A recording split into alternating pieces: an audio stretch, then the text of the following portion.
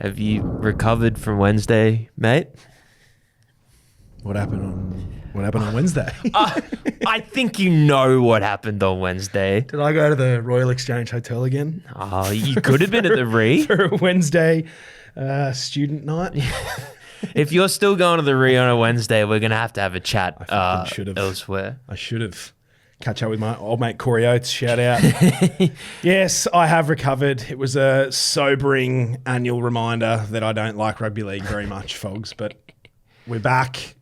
Let's turn our focus back to NRL and NRLW now that Origin is over and you can stop gloating for another few months. I think I might gloat a little bit longer, but this is, for the sake of the video, I will not. What's really jumping out to me this week is the futures markets. I want to have a chat to you about them. Yep. There's maybe 5 teams that the bookies reckon can win the comp from here. The Storm are very short favourites, $2.60, but then you've got the Raiders at 6, Broncos $6.50, both the Panthers and the Bulldogs at $7.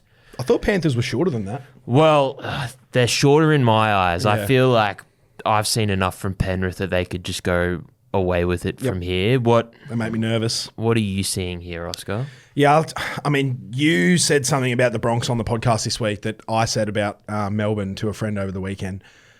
So the Storm haven't been close to their best all year, but they keep finding ways to win. Yeah. And I think that's probably something that the Broncos have in the back pocket as well. They've just introduced Benny Hunt into 9, so that'll take a couple of weeks to kind of get the timing right off his movements and everything else. But there's a lot of positive signs in the Broncos right now, and assuming they maintain this trajectory, I think their ceiling is just as high as anyone inside the top 8 right now. So maybe a bit of value if you're a Broncos faithful like yourself. $6.50 is not a bad shout. I think I got him at $9.50 to start the year. Yeah, okay. I obviously I agree. I think the Broncos can go all the way. I thought the Gold Coast Titans defended their line pretty well last week. So I don't know if it was fully on Brisbane. I just thought maybe they played better than expectations. Titans scrambled. I mean, very well. You won that without Payne Haas as well. I think what Xavier Willison's doing over the last couple of weeks to kind of offset the absence of Payne, whether it's a couple of niggles or just managing his load after a busy year. Piakura's now out with concussion, but yeah, you've got depth in those positions. It's a good sign. Penrith, I don't mind at $7. Yeah, that's kind of like my bias aside. I would be smashing Penrith here just quietly. I think how many times have we written them off in the last 4 years, and they've just come out of the woodworks and run away with it. And yeah, if they win this one and make it 5 in a row, I think this will be the best one of the 5. Keep shortening. I mean, you'd feel like a pretty savvy punter if you were heading into week 2 or week 3 of the finals and you had Penrith in your pending bets at $7. The only thing I guess for them is they probably don't have the depth that a team like Brisbane have, for example. You got Selwyn Cobbo sitting in the reserves at the moment. Jack Kazewski can come in and do a job where Piakura has been on that left edge, whereas the Panthers, if they lose, I know Isaac Tungo's missing this week, so we don't have team lists yet as of Monday morning, but if they lose a player or two in that back line, do they have the depth to cover it? Maybe they do, but I guess that's probably the weakness of their squad this year compared to other seasons. So, yeah, you can make a case. The milk at $6. I've got a Raiders fan. I've got a Raiders mate who'd be all over that. I'm not buying it, but I mean, I haven't bought them all year. I think that's what we were getting for them for the spoon before the ball was kicked. Correct. Is there anyone at longer odds that you're even entertaining? Or is it that top 5 that the bookies have here? If I had to pick someone outside of that top 5, maybe the Chookies at 41.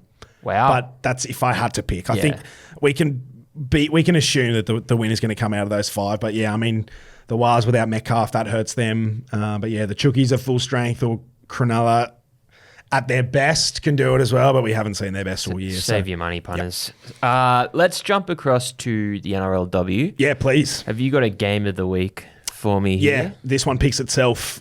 So we're into round 3 of the NRLW. It's the Chookies and the Broncos, who are both about $2.80, $3.50 kind of. They shared favouritism before a ball was kicked. They verse each other this week for the first times, which will probably be the grand final preview, although in a short season anything can happen. We haven't seen Taryn Aiken on the field this year in the NRLW. She's got an AC injury that she's managing from the Origin series earlier this year. So the Chooks have been really patient with her. They've played Corbin Baxter at 6. She's usually their fullback. And then Jocelyn Kelleher's doing a really good job at 7. I'm not sure how far away Taryn Aiken is. There's frustratingly little information out there about the NRLW right now. If Taryn plays, I reckon the Chooks will come in shorter than $2.15 outsiders as they are this morning. But I think the Bronx deserve to be favourites right now. It's an interesting matchup stylistically. I think the Roosters' back 5 has probably been their strength, or their back 3, Isabel Kelly, or back 2 even. Isabel Kelly and Jess Surges, 2 of the biggest names in the women's game. They're good for 200 metres every single week. They're Brian To'os in terms of yardage. So they see the Chooks work downfield really, really easily. They've got some productive forwards as well, but that's certainly the strength for the Roosters. The Broncos, it's in the pack. What Scott Prince has done with a player like Bree Spedborough, who was on the wing, in and out, like kind of a fringe winger for the Bronx over the last couple of years. She's now playing big minutes at lock, leg speed, line speed, little tip option. She scored a couple on the weekend. And then just some big bodies. Chelsea Lenarduzzi, who led off the machine. Yeah, she's an animal. She's scoring tries for fun at the moment. Shalom Sawasu's a kind of a next gen kind of name coming through. So they've got a stacked middle rotation, which is seeing them roll downfield, and then it's all class in the backs with Gale and Mele Hufanga. Big Mele, who's they're playing at her house this weekend at Totally Workwear Stadium over at Easts. That's my neighbourhood. So yeah, I think this will be the game of the round. That's Sunday at 1:45. I'm going to take the Bronx 1-12 to beat the Chookies, and I'm going to take I'll take Mele Hufanga anytime to score. We haven't seen prices yet, punters, but I reckon she'll be $1.30. Very short. Very short. Maybe not that short. Hopefully not that short. If we can get close to $2 for her, maybe $1.80, $1.90, I'll be happy to take that. Very nice. Yep. One for the fellas. Thursday night, we've got a bit of a Queensland derby. Yep. Dolphins and the North Queensland Cowboys. Yep. Obviously, the Finns got found out last week. Cows, I don't think they played their best at all, obviously. No. Who wins this one? It's an interesting one. We'll see. After I talked up the Dolphins definitely playing finals football on this podcast a couple of weeks ago, they slipped against Cronulla, who coming off the bye, the Sharks looked a lot better than they have. They didn't do anything particularly different with the ball in attack, but they were so aggressive and so physical. They just bashed Redcliffe through the middle, which is something that the Dolphins pack has been doing to opposition recently. So, yeah, I think Redcliffe can respond. Some of Todd Payton's comments were a bit concerning. I think if you're a Cowboys fan, in the post-match last week, talking about how he's losing sleep, trying to figure out how to solve the issues in North Queensland right now. We're into round 20.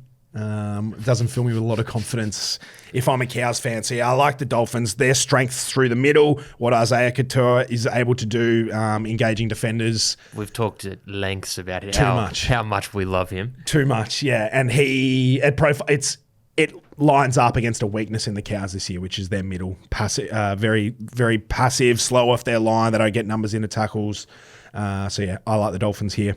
Cover and give me Herbie. He's just scoring every bloody week, isn't he? Oh, he bloody knocked that ball on. Oh, man, that did my head in. Very nice, Oscar. Another big week of footy. Looking forward to it, mate. Let's go.